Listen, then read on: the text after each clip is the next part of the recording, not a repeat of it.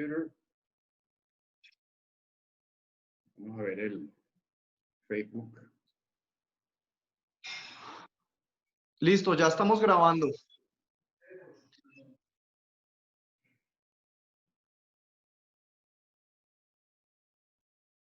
Comenzar a ser exitoso en los bienes raíces comerciales. JM Padrón, el día de hoy pasa a ser el entrevistado. Y yo muy contento y muy honrado de entrevistarte y de escucharte también. No hemos tenido la oportunidad de comentar el libro y es algo muy importante para desarrollar. ¿Ya estamos? Un segundo.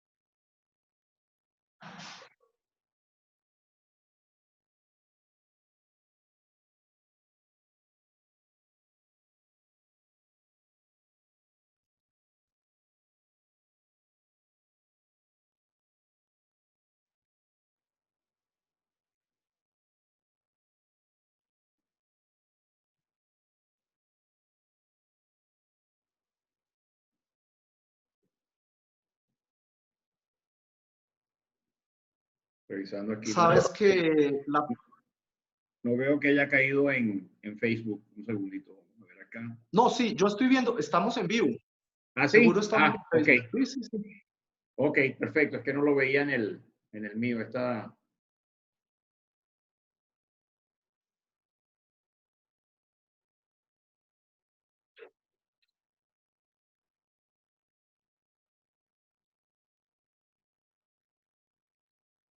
Ok, arranca pues. Bueno, muy bien, muchas gracias, JM. Estoy muy contento acá ahora de entrevistarte a ti. Muchísimas gracias por la confianza.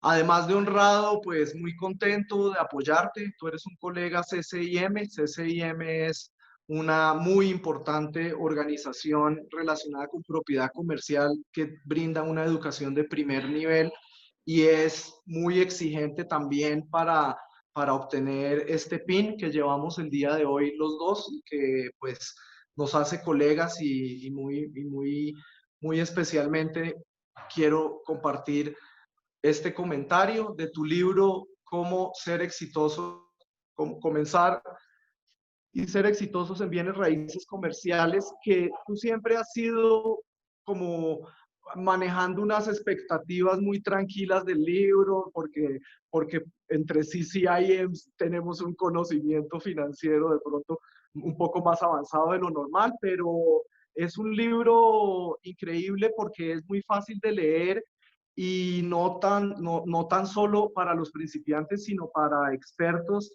de bienes raíces comerciales, que siempre es importante revisar las bases para poder seguir en el negocio, innovando, creando los océanos azules y haciendo los mejores negocios posibles para nuestros clientes, para nosotros mismos, para nuestra comunidad. Entonces, pues eso es algo súper importante. Destaco de ti también que estás en el RICS, que eso es un logro importantísimo. Yo estoy en ese proceso y la parte inicial que tienes que hacer es el curso de ética. La ética es un concepto conceptual que ha avanzado muchísimo y que en ese avance también se ha logrado determinar muchas cosas y este curso actualizado de RICS es excelente. Entonces, eso es muy importante. La experiencia que tienes, pues yo preferiría que iniciáramos cómo enlazas esa experiencia tan importante en marcas, en desarrollo de equipos, en propiedad comercial, con este libro y también un un giro de negocio pues que tú has tomado hace mucho tiempo, que es el desarrollo de las plataformas educativas y todos estos temas que son tan importantes en la base, pero repito, a nivel de los más expertos también es importantísimo ir revisando esas bases, porque también con este tema actual de rapidez de la información hay que mantenerse bastante bien actualizados. Entonces, cuéntanos un poco cómo lo engranaste, la experiencia profesional, las plataformas educativas y tu libro, JM. Bienvenido. Bueno, muchas gracias. Gracias a todos por estar aquí.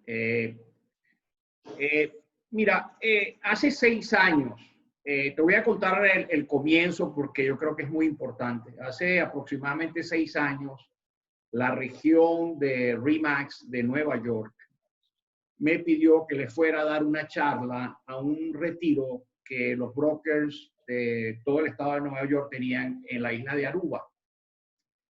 Por supuesto, primero que Aruba me encanta y segundo que dije que sí, ¿no? Entonces fui a dar la charla y fue una charla de 1 hora y la charla consistía en cómo desarrollar el negocio comercial dentro de una franquicia residencial. Y bueno, parece que la charla gustó mucho y después que terminó la semana siguiente me llamó la dueña de la región en ese tiempo, Caroline Webb, por cierto, que le dedico mi libro a ella en la entrada. Es una de las gente que me dedico como las que me ayudó a entrar en este medio. Y me pidió que hiciera unos módulos de capacitación para los asesores. Entonces, bueno, hicimos eso. Los módulos fueron un éxito. Después esos módulos los convertí en un programa, todo esto en el idioma inglés. Posteriormente, en una conferencia, tuve la oportunidad de conocer a Sergio Felgueres, que es el dueño de la franquicia Maestra en México, y me pidió que si yo podía poner ese programa en español para dictarlo en México. Y bueno, eso lo hicimos. Pusimos el programa en español y lo hicimos, lo empezamos a hacer en México también. Gracias a Dios, con mucho éxito. Yo les agradezco a los Felgueres pues esa introducción. También ellos están como reconocidos en el libro. Y hay otra persona que también tengo que darle crédito, que es Ricardo Cárdenas, que Ricardo en ese tiempo era el vicepresidente de RE/MAX para Latinoamérica y fue el que nos puso en conjunto a los mexicanos con el venezolano. Entonces, ¿sabes? bueno, tengo una cosa. ¿Estás en Facebook Live? Creo que no. Sí. ¿Sí? Sí, ya está. Sí, está funcionando. Bueno, entonces siguiendo en esto, yo dije, bueno, todo el mundo no puede tomar el PCC. ¿Cuánta gente hay allá afuera que le gustaría tener una guía de todas estas cosas que en mucho detalle vemos en el PCC? Y entonces fue cuando se me ocurrió escribir el libro. Y el libro en realidad, el primer libro que tú escribes es de verdad difícil. Difícil no por escribirlo es lo más fácil, es el tiempo, dedicarle el tiempo. Yo estuve casi 2 años con partes aquí, partes allá del libro, sin terminarlo. Hasta que un día dije, bueno, voy a agarrar 15 días y divido los 15 días, contando sábados y domingos, en las páginas que voy a hacer cada día. Y bueno, esa fue la única manera que lo pude terminar. Y después, porque no es así, porque uno lo escribe y después se lo mandas al editor, te lo editan. Lo hicimos en inglés originalmente. Lo hicimos en inglés. En inglés el título es Starting Out and Being Successful in Commercial Real Estate. Y posteriormente lo hicimos en español. En español se llama Comenzar y ser exitoso en los bienes raíces comerciales. Entonces lo que hice fue un resumen en realidad de este programa que había sido tan exitoso, o que sigue siendo tan exitoso, porque ya tenemos más de 1000 personas certificadas en Latinoamérica del programa. Entonces hicimos este curso como en un resumen para aquella gente que no pudiera tomar una certificación del tipo de PCC o un programa básico de entrada a cualquier otro programa más avanzado como el CCIM, SIOR o NRICS o cualquiera de ese tipo de programas. Esa es la idea. La idea del libro es hacer una antesala y funciona para los principiantes y funciona también para los experimentados, porque cuánta gente con experiencia se le olvidan los conceptos, porque no los manejan día a día. Sí, así es, así es.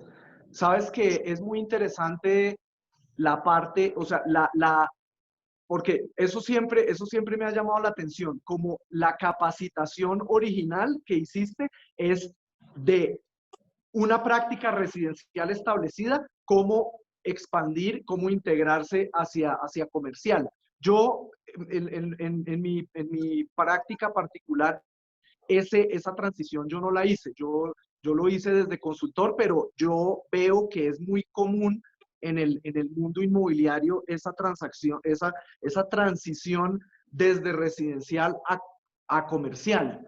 Porque mi opinión es que yo no le veo finalmente una gran diferencia si es que tú le ves y tú le otorgas una autonomía a una propiedad, así sea residencial o comercial.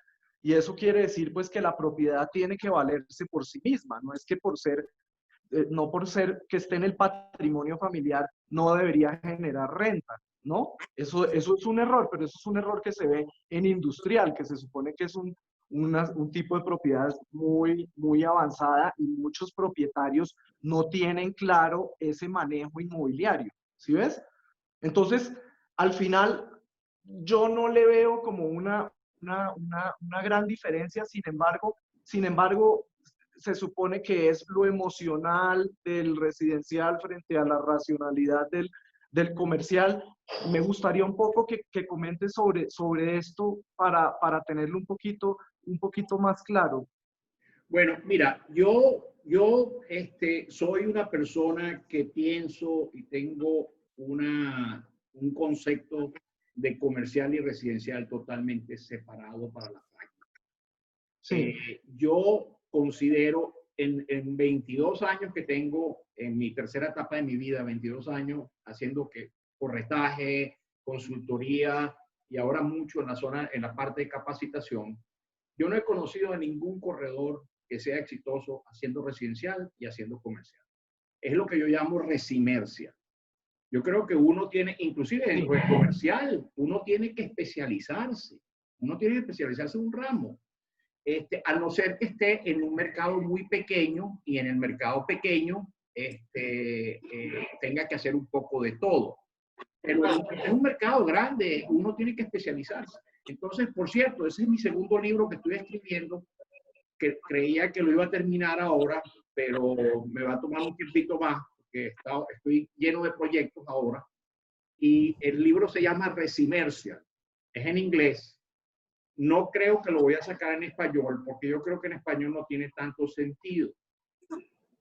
Muchas de las cosas que se manejan en los Estados Unidos por las licencias y otras cosas que hay.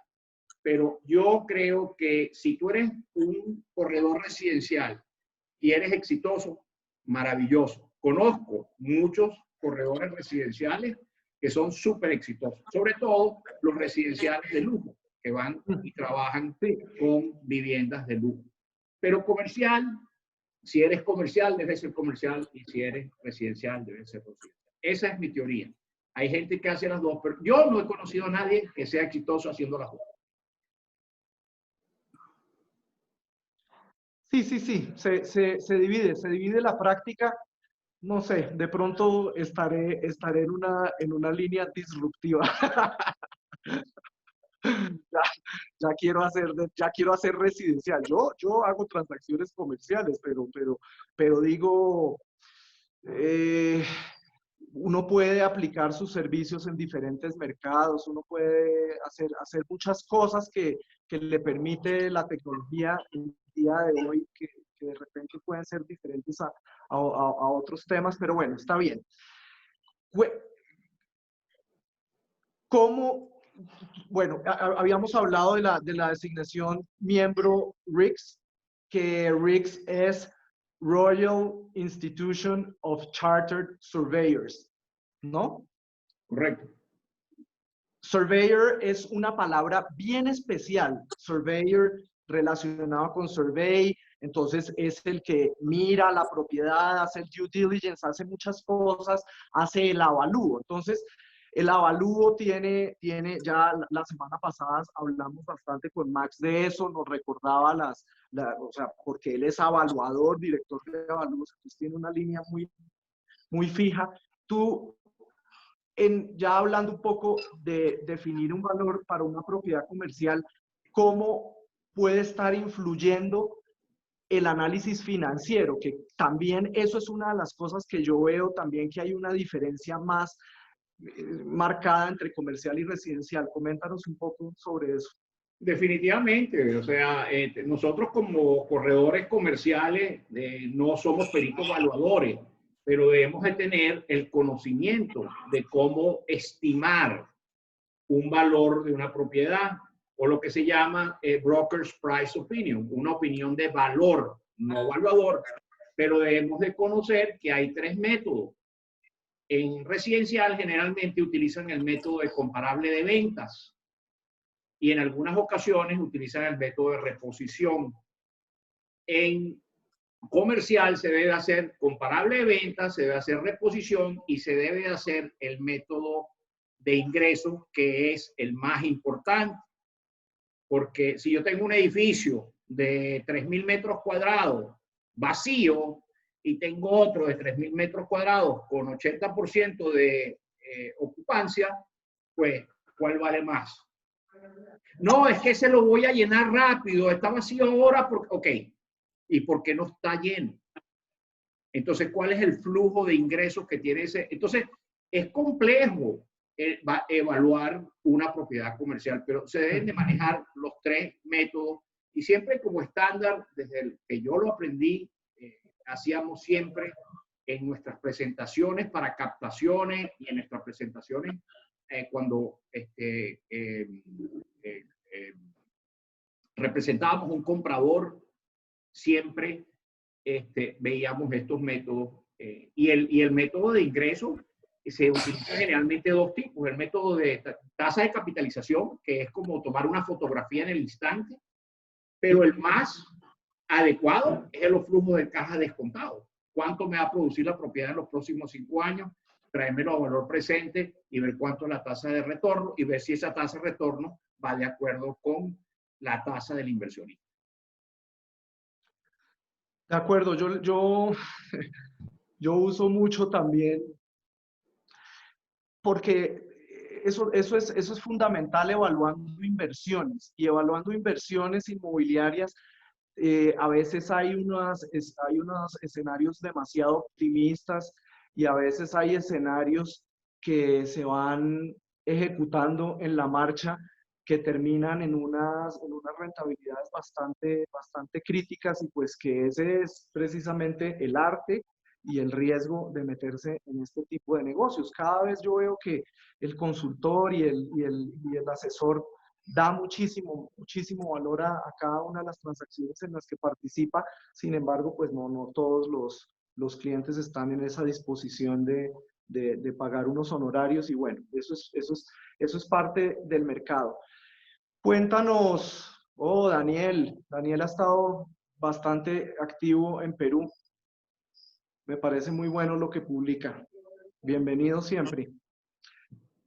Cuéntanos, en el dominio de los bienes raíces comerciales hay diferentes servicios, hay diferentes actores, desde como en la construcción. Entonces, el constructor, pero ya en servicios está el que maneja property management, el que maneja facilities, el que maneja transacciones. En transacciones hay divisiones entre categorías, oficina industrial, hay divisiones también entre sectores, hay especializaciones en coworking, hay especializaciones en puertos. Todo eso son negocios aparte que quisiera que nos comentaras rápidamente sobre eso, que finalmente esas son oportunidades que existen para el que se mete en el negocio de bienes raíces comerciales, que no necesariamente es transacciones. ¿De acuerdo? Sí, hay mucha parte. Yo, los últimos 3 años que yo hice corretaje en Fort Lauderdale, que fueron 2014, 2015 y 2016, que hice full corretaje, 40% de mis ingresos fueron consultoría. El 60% fueron transacciones. Una empresa comercial de bienes raíces comerciales debe estar integrada con todos los servicios. Entre los servicios tú ya mencionaste algunos, yo diría, para como resumirlo, tienes el landlord y tenant rep, o sea, representación del propietario y representación del inquilino. Tienes investment sales, que son en realidad las ventas de inversión. Después tienes occupier services, que ya va un poquito más allá del tenant rep. Es un overall. Guadalupe la veo por ahí y ella es especialista en ese sentido, en ese field. Después tienes property management. El property management o la administración de propiedades en comercial, yo creo que tiene que ser un must para cualquier oficina comercial. Y les voy a decir 4 ventajas que tiene la administración de propiedades. Eso sí, hay que hacerlo bien. Hay que hacerlo profesionalmente, hay que tener las herramientas, hay que tener el software adecuado, pero les voy a dar 4 ventajas que tiene la gerencia de propiedades comerciales, la administración de propiedades comerciales. Una, flujo de caja constante. Porque se cobra un porcentaje sobre las rentas con un mínimo, por supuesto. Entonces, el flujo de caja de eso es constante. Segundo, economía de escala. Tienes property managers o gente que hace la administración y puede manejar, empiezas con 500 metros, 1000 metros, 2000, 3000 y todavía tienes una persona. Ya a lo mejor cuando pasas de 1000 metros necesitas una persona más, pero entonces esa economía de escala es muy importante. Tercero, tienes control de la propiedad y si te portaste bien, cuando la vayan a vender, ¿quién crees que la va a vender? Te la van a dar a ti para que tú la vendas y la comercialices. Y la cuarta, que no es menos importante, que se puede poner un cartel, un rótulo, propiedad profesionalmente administrada por Ernesto Gamboa y asociados, con tu teléfono ahí. Entonces, es muy interesante el property, pero hay que hacerlo bien. Yo tengo una anécdota de property management muy interesante, se las voy a contar porque yo creo que vale la pena. Es justamente el centro comercial que está en el caso de estudio del libro. En el libro, al final del libro, hay un caso de estudio de un centro comercial, que fue un centro comercial que yo vendí. En realidad, representé al comprador y es la comisión más grande que he ganado de todas mis comisiones. Y el comprador me dijo, cuando estábamos terminando la transacción, el cierre, me dice, yo quiero que tú me administres la propiedad. Y en ese momento le dije, mira, yo no estoy preparado para administrarte la propiedad. Te puedo conseguir unas compañías muy profesionales que te la administren. Porque eso es otra cosa. La gente tiene que diferenciar. Hay ocasiones que una compañía es la que hace la administración y otra compañía es la que hace el alquiler. Y otra compañía es la que la está vendiendo. Sí. En eso, sobre todo en los Estados Unidos, hay mucha separación. Claro, lo ideal es que todo sea en una sola casa.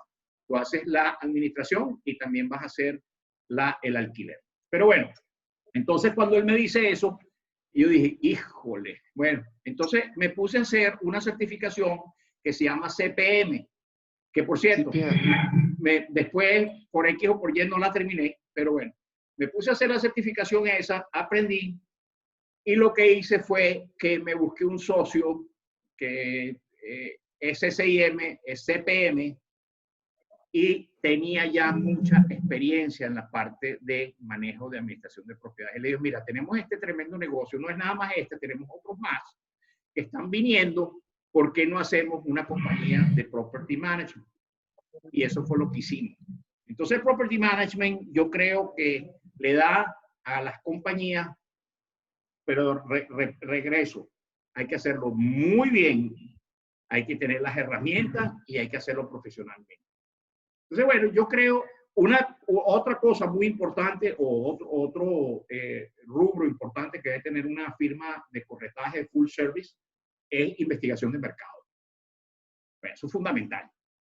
Que no tienen las capacidades como las grandes firmas, CB Richard Ellis, JLL, no importa. Ustedes tienen que tener su pequeña investigación. ¿Qué van a hacer? Recojan la información de todas estas grandes compañías y la digieren junto con las estadísticas del gobierno. En los gobiernos, inclusive de Latinoamérica, en todos los países, hay una información riquísima en cuanto a estadísticas, en cuanto a demografía, en cuanto a una cantidad de factores que uno tiene que utilizar. Entonces, la investigación de mercado, muy importante, tenant rep, landlord rep, investment sales, occupier services, y hay otro adicional que sería facility manager, o sea, que sería ya la parte de, perdón,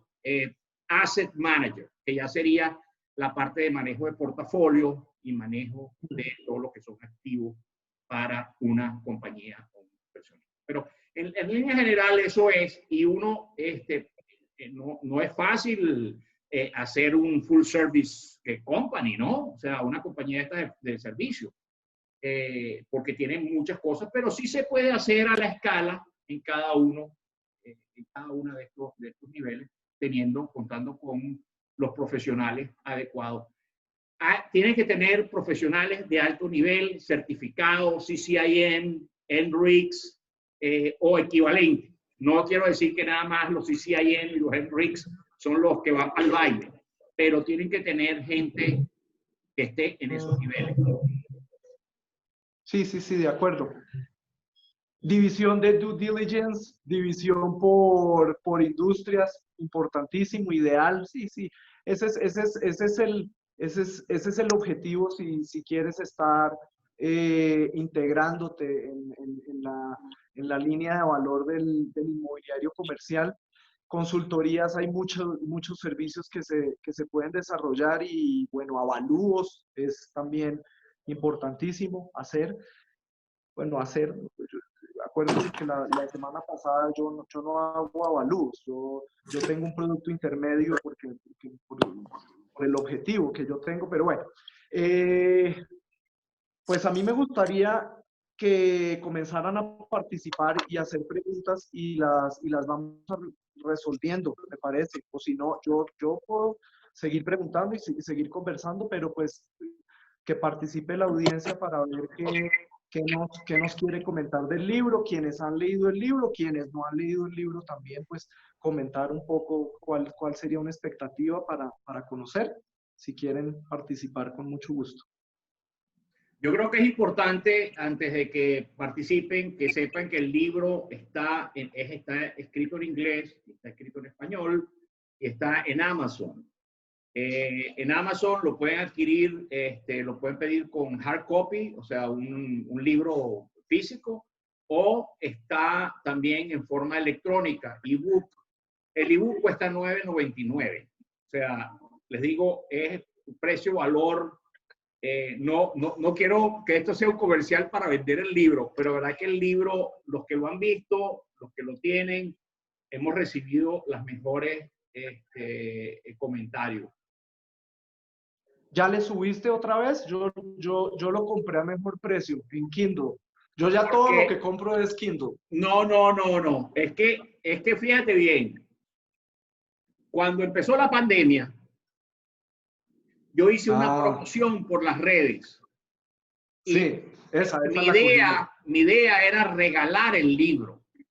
Pero en Sí. Amazon, lo más barato que lo pude bajar fue a $2.99. Y lo bajé a Amazon. $2.99 hasta la semana pasada. Pandemia Special. Ah. Pero te digo una cosa, no hubo tantos pedidos en español. Es más, hubo más pedidos en inglés normalmente que los pedidos que hubieron en español en $2.99. Entonces dije, bueno, los que no aprovecharon, vamos a volverlo a poner a $9.99. Está bien, está bien. Bueno, ahí está, Kindle, es facilísimo. En Amazon se consigue y puede funcionar muy bien. Bueno, preguntas tienes, estás viendo, yo no estoy viendo Facebook, pero mírale a ver si hay alguna pregunta que se genere en Facebook o acá en la base. ¿Qué dicen? ¿De qué quieren que sigamos conversando? Relacionado con el libro que es la base para propiedad comercial.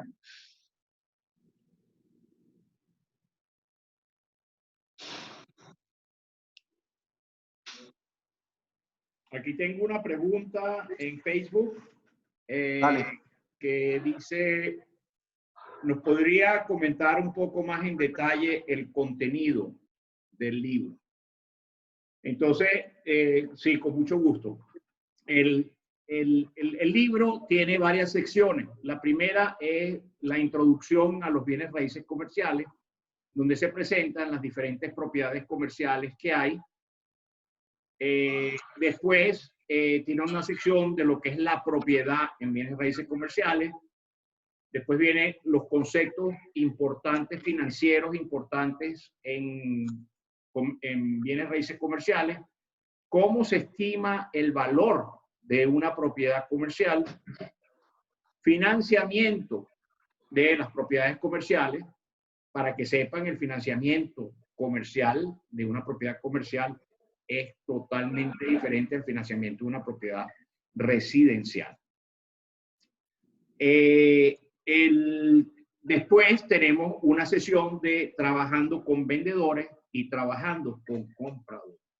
Al final, el libro cierra. Y voy a contarles esto porque es una anécdota muy importante. Al final, el libro cierra con un caso de estudio.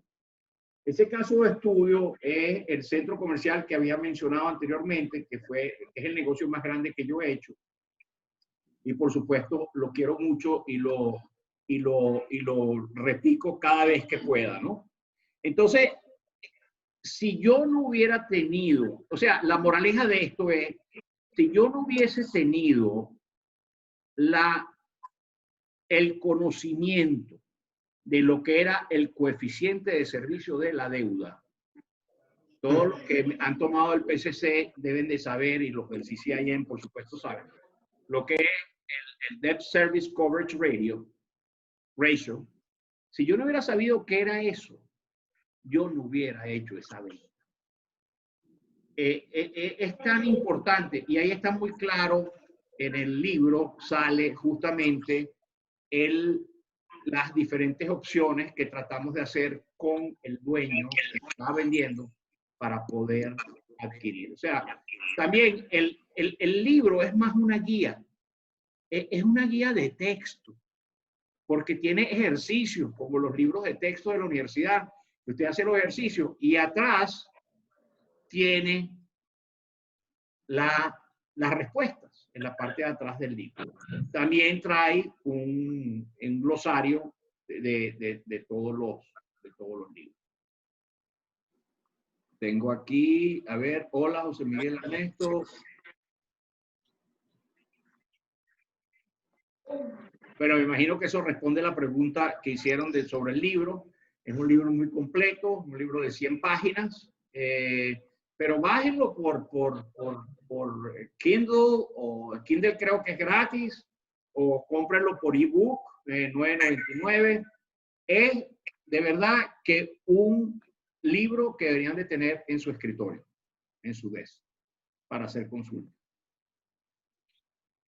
Súper, muy bien. Mira,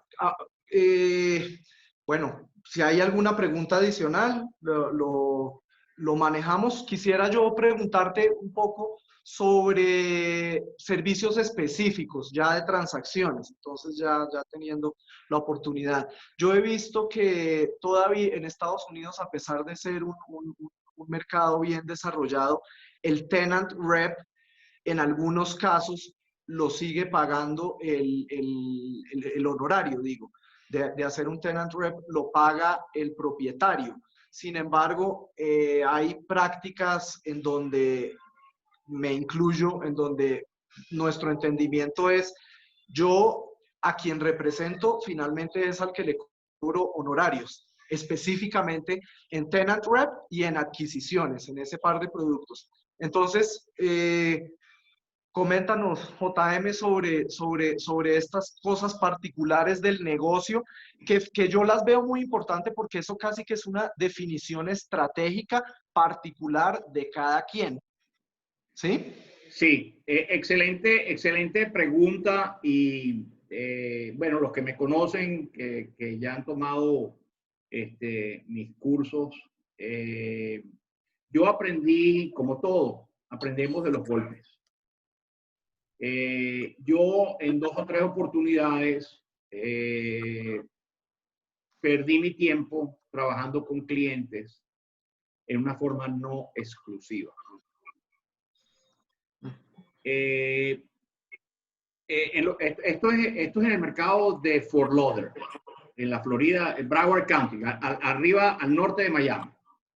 Y perdí tiempo, perdí esfuerzo, perdí dinero por no saber lo que era una exclusiva.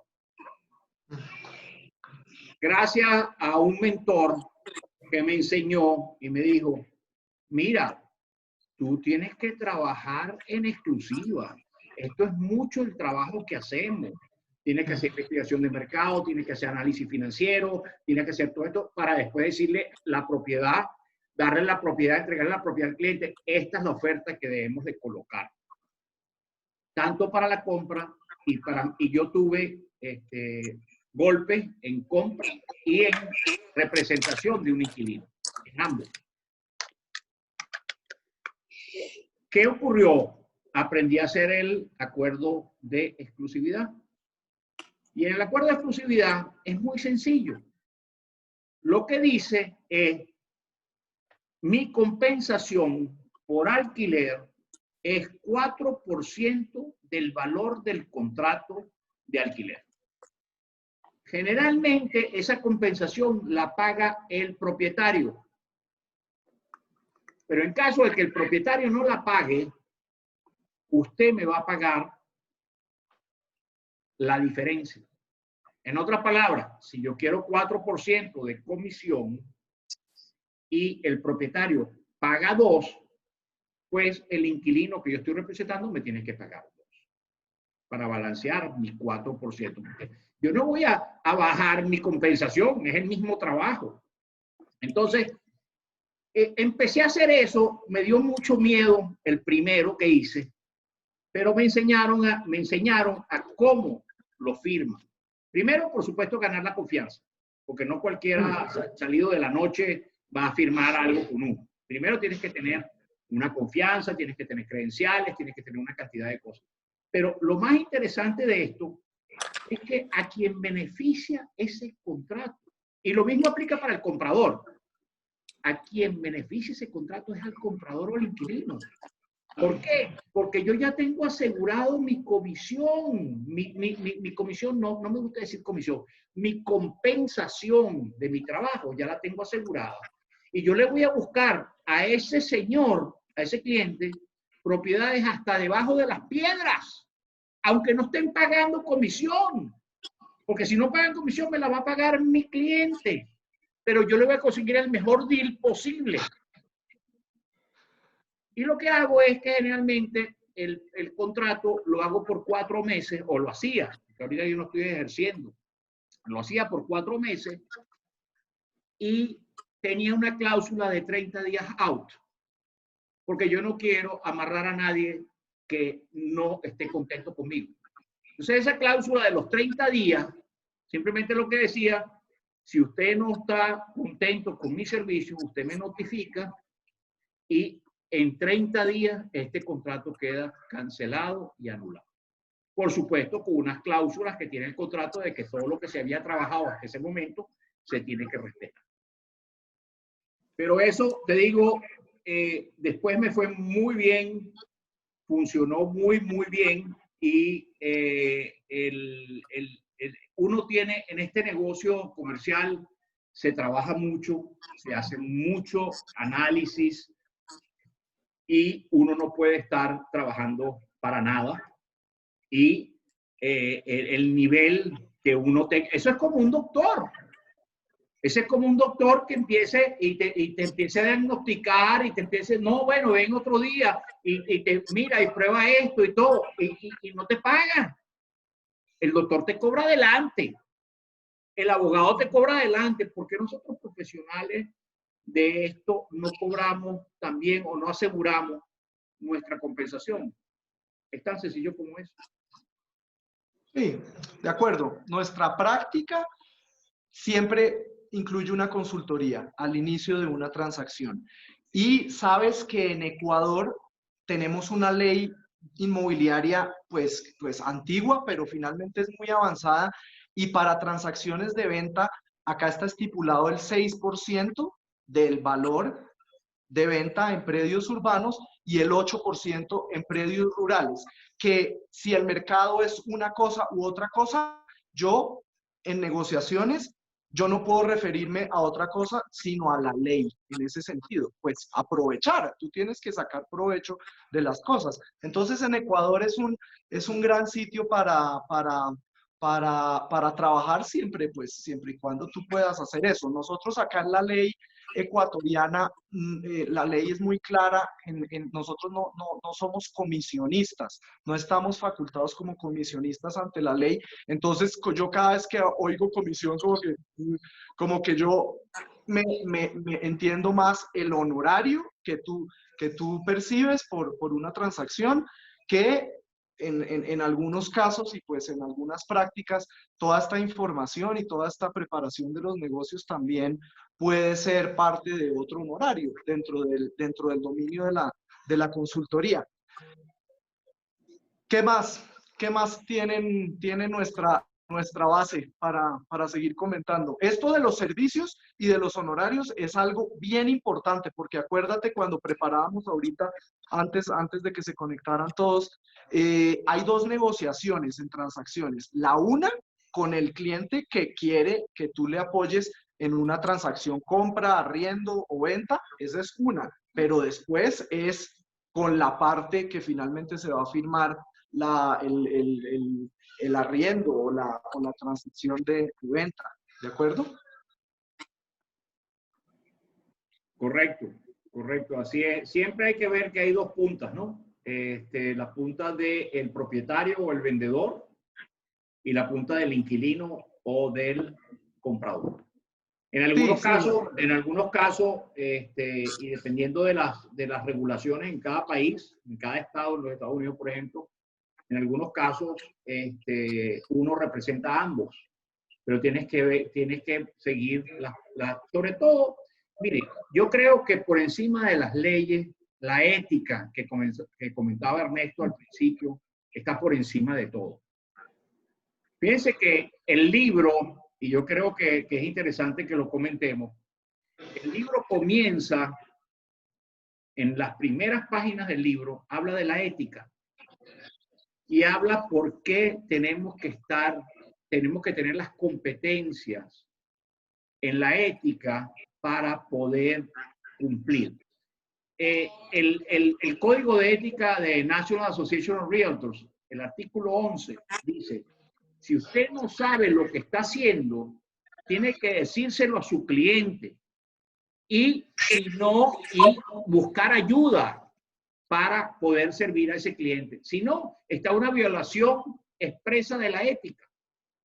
Y eso es lo que pasa con los asesores o los agentes residenciales que no tienen las competencias, pero se meten a hacer negocios comerciales que no tienen ni idea. Eso es una falta de ética, una violación a la ética total.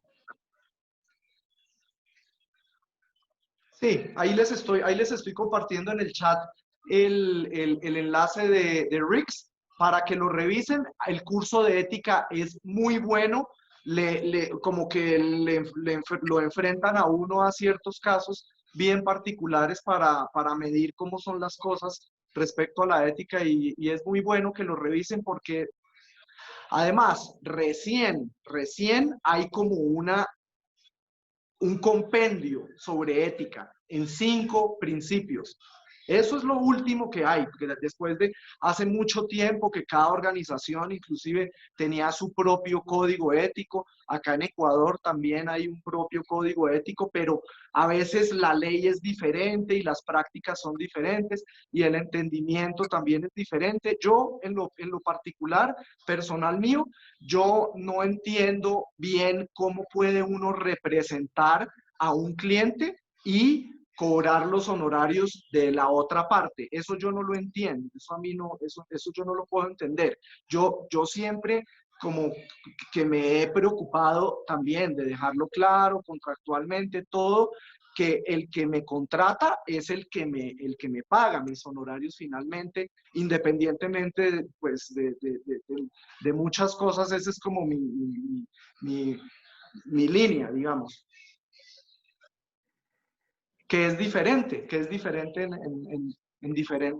en otros casos, pero yo no lo entiendo un poco. A mí me cuesta mucho entender cobrar un honorario a veces a personas que inclusive no conoces simplemente por hacer un negocio. Eso no lo entiendo del todo. ¿Tienes alguna pregunta más en Facebook Live para poder resolver? Tengo aquí una de Facebook Live y justamente mencionan que cómo puede un agente comenzar o transicionar, me dice cómo cambiar de la parte residencial a la parte comercial sin afectar su presupuesto o su ingreso. Yo creo que es una pregunta muy interesante. Lo viví en carne propia porque tuve 4 franquicias inmobiliarias en el sur de la Florida y tenía unas residenciales y tenía otras comerciales. La respuesta a eso, después de darle vueltas y tumbos, es que si un agente residencial quiere desarrollarse en el campo comercial, para no perder su cartera que le ha costado unos años hasta ahora residencial, pues simplemente se consigue a un socio o a una socia. Y ese socio o socia de la misma oficina o de otra oficina le dice, vamos a compartir, te voy a dar mi cartera de clientes residenciales y vamos a compartir lo que esa cartera dé. Y ya eso es una cuestión de negociación entre ellos. Pero de esa manera se puede despejar de la parte residencial e ir capacitándose y desarrollándose en la parte comercial. Es la única forma que yo he visto que funciona. Inclusive tuve casos de éxito en mis empresas con agentes que saltaron de la parte residencial a la parte comercial en unos meses y fueron súper exitosos. Les voy a decir algo, inclusive más exitosos que los que eran comerciales netamente que pensaban que eran la última Coca-Cola del desierto.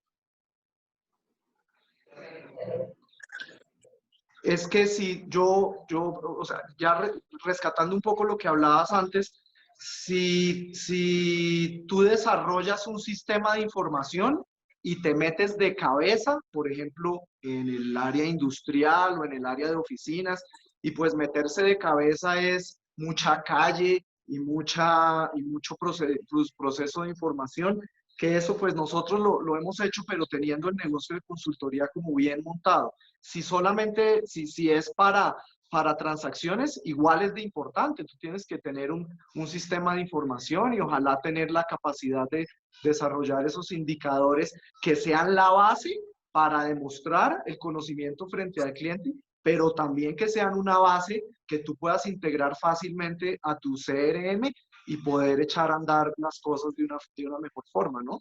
Definitivamente. No tengo más nada aquí del Facebook.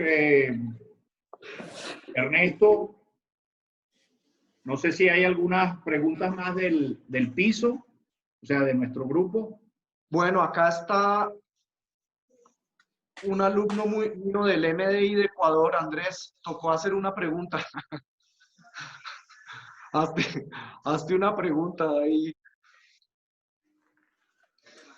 O Daniel, de Perú también, una preguntita. O Fausto. Hola Ernesto, hola JM. Yo quiero una apreciación dentro de un contexto como lo mencionaba JM hace un momento, ¿no? Si bien es cierto, la idea es ofrecer un servicio integral con varios de estos servicios que requiere el sector del real estate comercial. ¿Qué opinión me merece el especializarse en uno de los segmentos que se maneja dentro del real estate comercial, ¿no? Como, por ejemplo, ¿no? De parques logísticos, el retail standalone o oficinas premium o las oficinas prime que existen ahora en muchas ciudades de Latinoamérica, o el tema retail de centros comerciales, ¿no? Si bien es cierto, cada uno de ellos requiere de mucha información, requiere de mucho análisis e investigación. Para ustedes, según los mercados que conocen, son dos las preguntas. Una, ¿cuál podría ser el de mejor oportunidad en este momento que pasamos con el tema de la pandemia? Todos lo estamos pasando.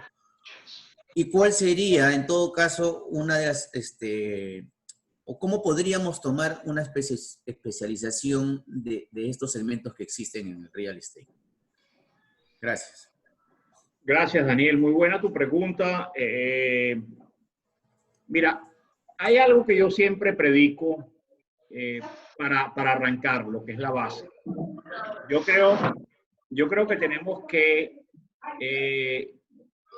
hacernos tres preguntas. La primera pregunta es, ¿qué nos gusta? O sea, no me voy a poner a trabajar en algo que a mí no me gusta. Si a mí me gusta estar vestido con mi corbata, aire acondicionado, me voy a ir a oficinas clase A, lo más probable. No voy a estar en la parte industrial o en las camaroneras o en cualquier sitio de eso. Entonces, primero, ¿qué me gusta? Segundo, tengo las destrezas para dedicarme a eso. Y si no las tengo, es muy fácil conseguirlas y ya les voy a decir cómo. Pero si tienes la destreza y si no las tienes, tienes que buscarlas. Y la tercera es qué rotación de ese inventario existe. Por ejemplo, yo me mudo a Lima. Bueno, Lima no es un buen ejemplo. Yo me mudo a Quito de Fort Lauderdale.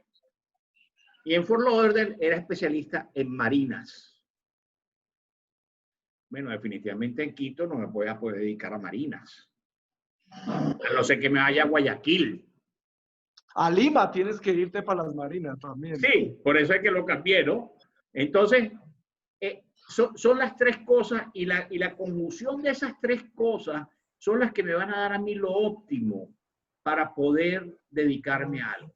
Ahora, fíjense bien, hay lamentablemente, no me gusta usar la palabra lamentable porque es negativa, pero muchas, para buscar, que tú mencionabas, Daniel, la parte de entrenarte, hay entrenamientos como el PCC, CCIM, una cantidad, que son entrenamientos un poco generales, no van específicos a una materia como tú estás diciendo. Yo aconsejo, por ejemplo, si te vas a dedicar a retail, está el ICSC, el International Council of Shopping Centers, el ICSC. El ICSC tiene una cantidad de cursos y de programas para especializarte en esa rama. La cuestión es que están en inglés. Todos son en inglés, no hay nada en español. Y hay hoteles. Por ejemplo, si te quieres especializar en hotelería, aunque ustedes no lo crean, yo estoy haciendo ahorita una certificación en hotelería. Cornell, la Universidad de Cornell tiene online unas buenas certificaciones. Yo estoy haciendo una certificación en hotelería porque aunque hice algunos negocios hoteleros, no me siento 100% capaz de hacer negocios grandes de hoteles. Y como me vine a vivir a Cancún, creo que estar con los hoteles aquí puede hacer algo de brokeraje también. Pero me puse a hacer mi certificación online, que ya la empiezo justamente la semana que viene. Una certificación que dura 4 meses. Entonces, esas son las 3 cosas. ¿Qué me gusta? Si no tengo las destrezas, estudiarlas y la rotación que tenga el inventario. Lo mismo, por un ejemplo, tú vas a un sitio donde, yo soy especialista en vender centros comerciales. ¿Cuántos se han vendido en este mercado en los últimos 2 años? 1. Dice, bueno, a lo mejor no es buena idea que te metas en ese negocio. Entonces, esas son las tres preguntas que te llevan al punto óptimo. Sí. Buenísimo, buenísimo. Súper claro. Gracias. Daniel, digamos que yo lo he elaborado también. Esa es una pregunta que yo me he hecho y yo tengo una posición sobre las 3 categorías principales de propiedad comercial. A mí lo que más me gusta es industrial, pero industrial tiene muchos casos que es una venta, por ejemplo, que podría ser una venta que no necesariamente va a ser industrial también, sino de conversión. ¿Sí? Entonces, eso uno tiene que considerar porque ahí de pronto está lidiando con un cliente de otro tipo. Pero a mí, yo veo, y tú estando en Lima, pues Lima es una ciudad con un poder industrial, con unos distritos que son casi que exclusivos industriales, con un potencial impresionante.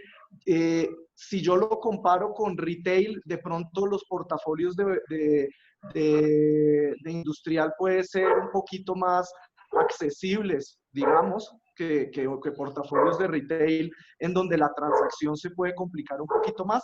Nosotros hacemos mucha consultoría de retail y de hotelería también, pero transacciones no trabajamos mucho, en transacciones trabajamos más oficinas e industrial. Sin embargo, esto yo ya lo he comentado, a mí yo me siento muy bien haciendo negocios de oficinas y ha fluido muy bien, pero a mí me gusta industrial más, personalmente. Bien, muchas gracias. Sí, porque justamente les comento rápidamente, estoy viendo de qué manera entro dentro del sector comercial en un segmento determinado, aun cuando pues, suelo investigar y estar alimentándome de información de todos los segmentos. He manejado de manera tímida en ellos, pero estoy ahorita con la intención de entrar mucho en el tema de logística. Y es cierto lo que dices, ¿no? En Lima ahorita hay un desarrollo de parques industriales importante, aun cuando el mercado no se está moviendo como uno quisiera, por una serie de razones que lo sabemos, pero es uno de los segmentos que me llama mucho, ¿no? Sí, pero en Lima es bien competido industrial también, ¿no? Sí, bastante. Eso es otro tema.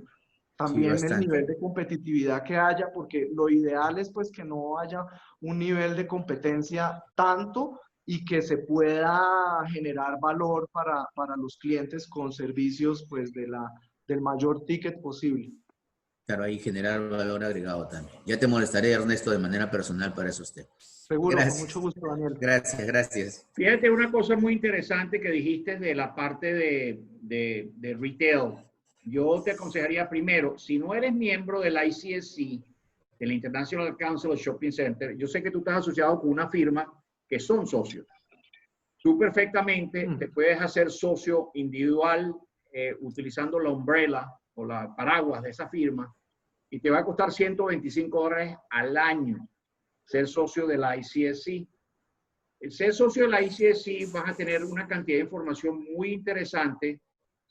Es el International Council of Shopping Center. Vas a tener una información muy importante de todos los entrenamientos, información de Latinoamérica, tienen muy buena en el ICSC, pero lo más importante es para, por ejemplo, si quieres buscar, es la manera más barata de buscar retailers, de buscar compañías multinacionales, porque te metes en el ICSC, pones la compañía y te da todos los datos del director de real estate de esa compañía.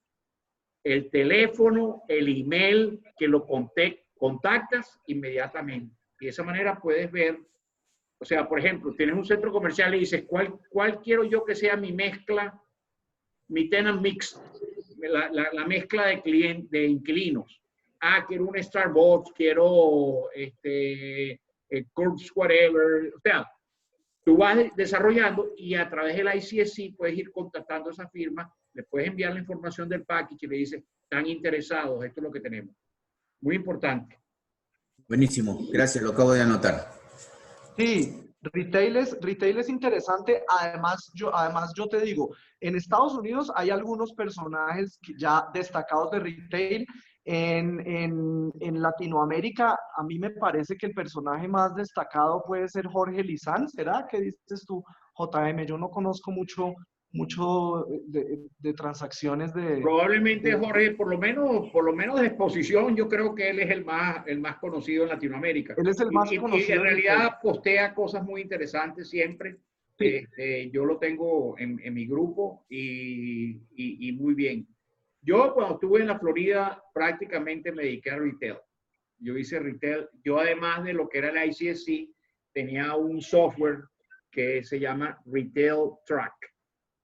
Retail Track es un software que te da más información todavía que lo que la ICSC te puede dar. Es una información súper detallada. Pero eso sí, vale la pena si estás metido nada más en retail. O sea, si vas a hacer retail de vez en cuando, a lo mejor no, porque el costo-beneficio a lo mejor no te da los números. Pero el ICSC, mira, si toda compañía de bienes raíces comerciales, por pequeña que sea, deben estar asociadas al ICSC. Lamentablemente, cuando no estás bajo una umbrella de una compañía grande, el costo es elevado. Te cuesta $900 al año. Pero cuando estás debajo de una compañía de umbrella, te cuesta $125. Mira, muy buen dato. Retail es bien interesante y fíjate la cantidad de negocios que se hacen con restaurantes, por ejemplo. Y eso es una especialización y yo diría que es una especialización muy de retail. Y en restaurantes, fíjense que han sufrido mucho ahorita con la pandemia, pero yo también, y lo he comentado mucho, resulta que retail es lo que más especula. Yo veo también industrial como mucho más plano y muchos negocios que se han quebrado en retail, pues son operaciones pues que que estaban como decimos en Ecuador con las justas y no funcionaban tan bien, pero eso se aplica en todos lados, ¿no? Hay mucho negocio en calle de retail, pero ese es más agresivo, ese no es tanto de centros comerciales, que es lo más interesante. Eso es más de calle, pero se logra. Acá Fausto está preguntando sobre... Dime, JM. No, que para seguir lo que dices tú, es que es importantísimo especializarse. Hay gente de retail especializado en restaurantes. La primera vez, y les voy a contar una anécdota. Yo empecé a ver unos locales comerciales recién empezando a practicar y un restaurante me dijo, queremos alquilar un espacio en ese sitio, tienen trampa de grasa. Híjole, yo no sabía lo que era eso. Y eso es lo que le pasa a la mayoría de la gente, no sabe, pero no pregunta.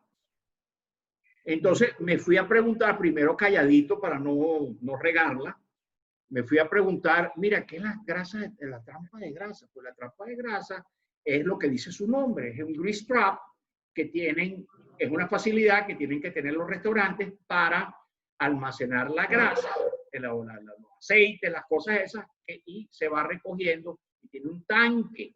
Entonces tiene que, si no lo tiene el local, tienes que perforar el concreto y meter tubería y hacer todo eso, y es un lío. Entonces, bueno, aprendí y le dije a un amigo mío que tenía un restaurante, entonces fui allá donde el restaurante y él me enseñó lo que era la trampa de grasa. Ay, yo digo, ahora sí soy macheta. Entonces llamé al dueño al que estaba representando al dueño del centro comercial, le digo, mira, ese espacio tiene grease trap. Y me dice, sí. Sí tiene. Ah, mira, pero ¿con qué capacidad? Y ya yo sabía. Entonces hablé con mi cliente, le digo, mira, este sitio te conviene.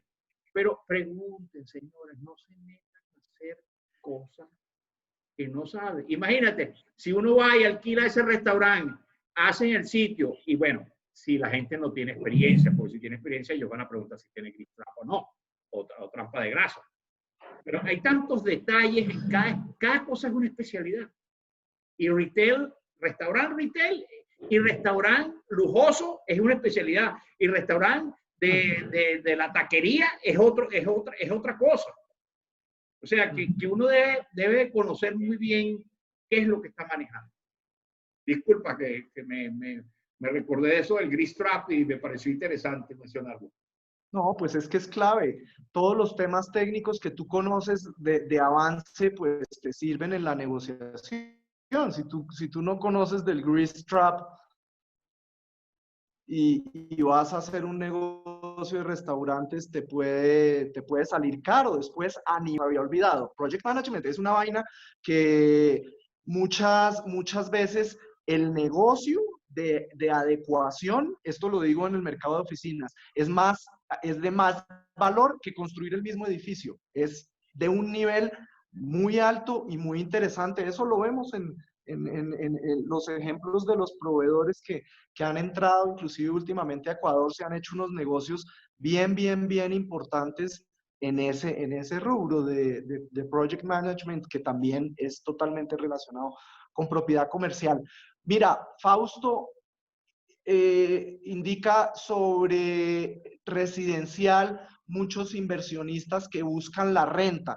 Yo siempre en la maestría que participó Andrés, que creo que está por ahí todavía, nosotros hacemos a veces simulaciones en donde tratamos de revisar en clase qué tipo de rentabilidad genera una hipotética propiedad residencial. Y yo les puedo decir algo, acá en Ecuador el negocio de multifamily realmente es muy poquito, porque las rentabilidades y las rentas que se pagan por propiedades es todavía muy bajita y está con las justas casi que en inversiones de renta fija en papeles de bancos ecuatorianos. Entonces, me parece un poquito delicado. Yo realmente al ojo no recomiendo una inversión en residencial como multifamiliar de pocas unidades, precisamente porque al ojo no da.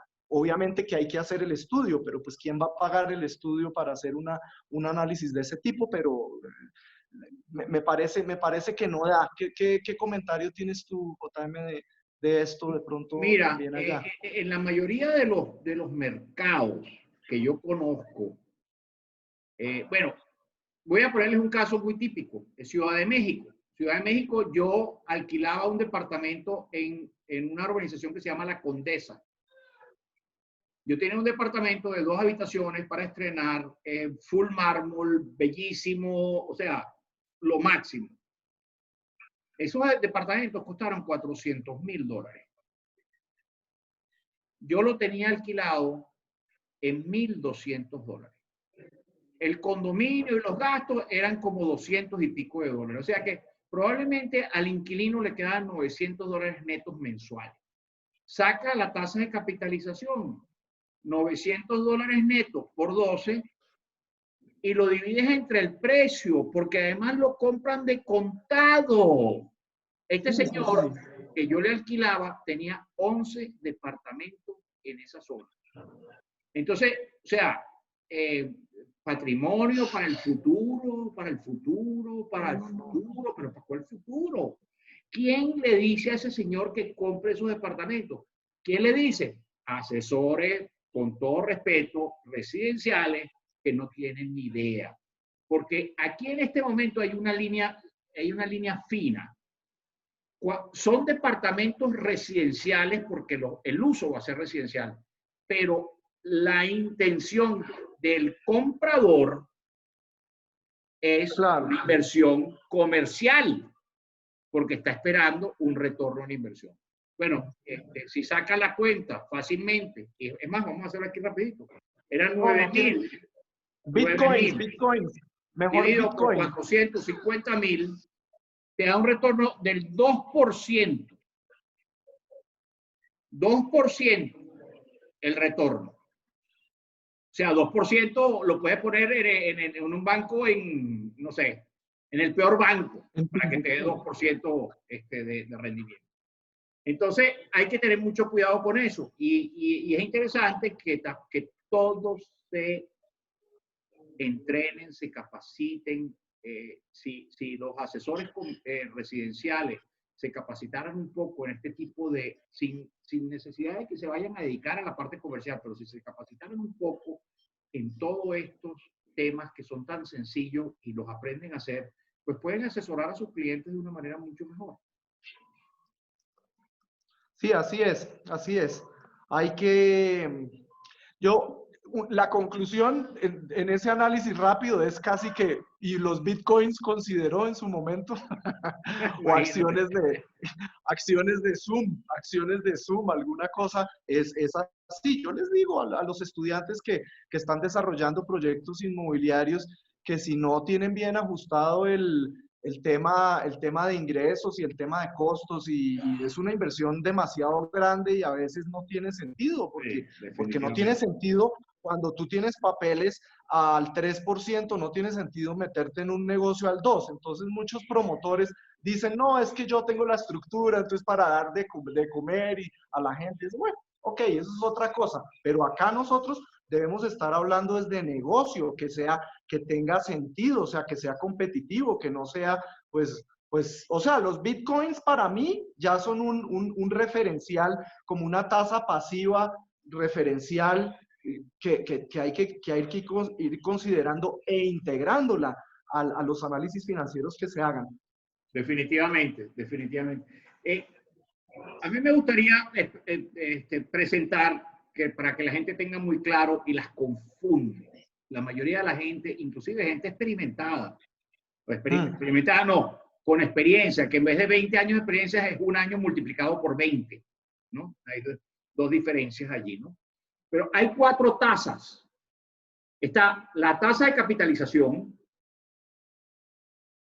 está la tasa del inversionista. ¿Cuál es la tasa del inversionista? Es lo que el inversionista quiere ganar. Está la tasa de interés por el préstamo y está la tasa del retorno del proyecto o del retorno de la inversión en 5 años o 10 años. Son 4 tasas y cada una es diferente y hay que saberlas manejar. De nuevo, tasa de capitalización, tasa de inversión, que la tasa de inversión es la que utilizamos como tasa de descuento. No, tú dijiste una cuestión ahorita, si yo me estoy ganando un papel 3%, yo no voy a ir a ganar, ese es, en realidad es un basket, es una cesta. La tasa del inversionista es una cesta porque el inversionista tiene negocios en diferentes cosas, sus propios negocios, y él tiene una tasa. A lo mejor la tasa de un inversionista X es 16% y otro Y es 10%. Sí. Eso depende del inversionista. Y el inversionista va a ver que en base a su tasa, si le conviene o no hacer una inversión.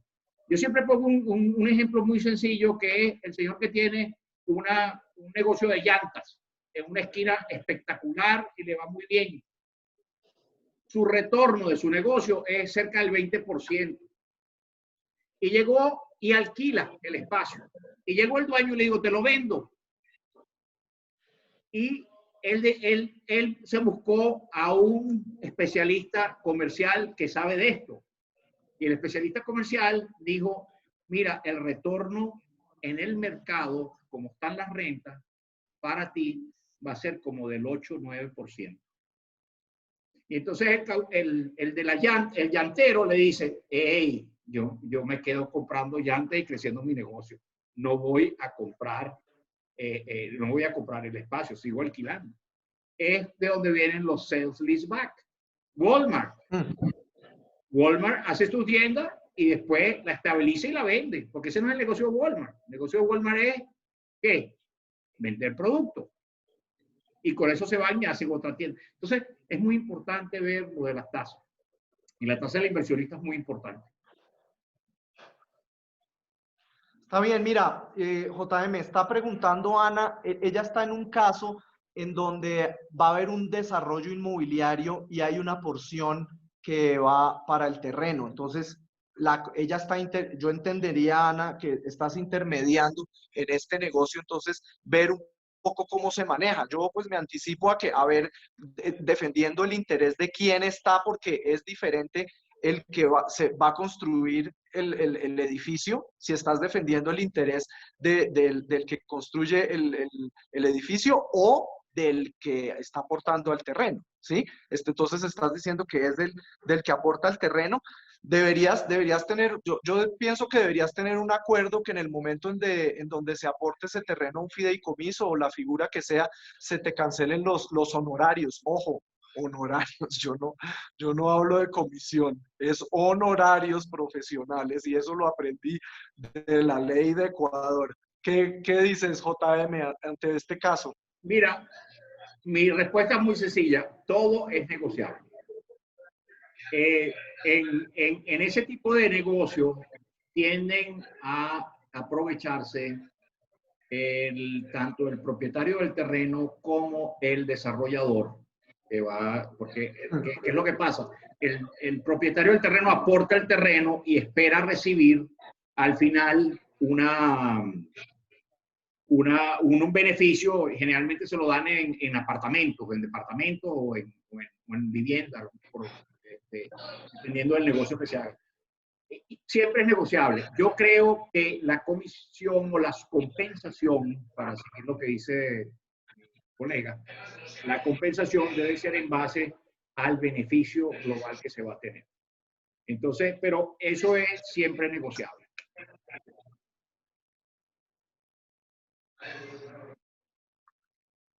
Está bien. Ana, ¿qué dices?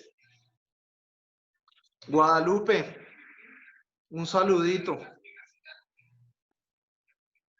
Saludos, querido Ernesto. Aquí escuchando a dos grandes del mercado inmobiliario.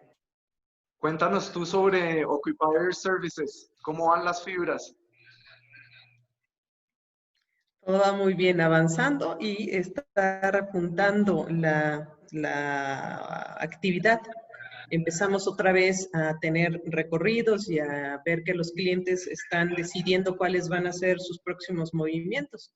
Todo se está reactivando. Qué bueno. Sí, México ya es un mercado avanzado en donde las fibras tienen unas posiciones muy consolidadas y hay un manejo bastante centralizado, diría yo también, de los negocios de propiedad comercial. Bueno. Todos queremos México. Ustedes dos están en México y yo estoy en Ecuador. Es el 6%. Por eso es que desde que llegué a México no me quiero ir de aquí. No, pues dichoso, obviamente. Bueno, una pregunta adicional. Estamos muy bien de tiempo. Hemos conversado mucho sobre elaboraciones de propiedad comercial, de lo básico, de comenzar y ser exitosos en bienes raíces comerciales que nuestro amigo y colega JM ha desarrollado diligencia y con tanto cariño. Estamos muy contentos de compartir y bueno, seguir avanzando con estas citas semanales, 4 de la tarde. Hoy nos tomamos un poco más de 1 hora y 20 minutos, pero bueno, muy contentos para seguir participando. Bueno, gracias Ernesto, y gracias a todos por atender. La semana que viene, el viernes, ya va a ser nuestra 12ª entrevista. Ya tenemos 12, va a ser la 12ª. Yo creo que este cambio de esquema fue muy refrescante, Ernesto, y te lo agradezco. La semana que viene vamos a tener un panel. Voy a estar, la semana que viene voy a estar en Fort Lauderdale y voy a preparar un panel de brokers, practicantes muy buenos de primera línea, que van a estar dándonos algunos tips de cómo manejar las transacciones y de cómo en realidad incrementar los ingresos en sus en las diferentes modalidades. Estoy tratando de conseguir, todavía no me han confirmado, pero la idea es tener uno de industrial, uno de retail, uno de oficina y uno de propiedades especiales. Entonces eso es lo que tenemos planificado para la semana que viene y seguimos con la entrevista con JM, aunque esta fue la entrevista a JM. Muy bien.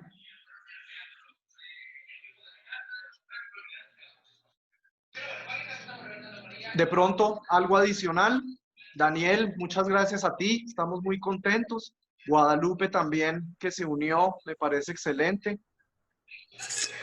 Bueno, nada, muchísimas gracias JM, realmente es una experiencia muy agradable escucharlos. Ernesto también, un gusto de estar dentro de este círculo. Gracias por la invitación y éxitos a todos, ¿no? Seguiré atento a cada paso que ustedes dan porque la idea es que sumemos cada conocimiento que traslada JM a todos los que estamos aquí.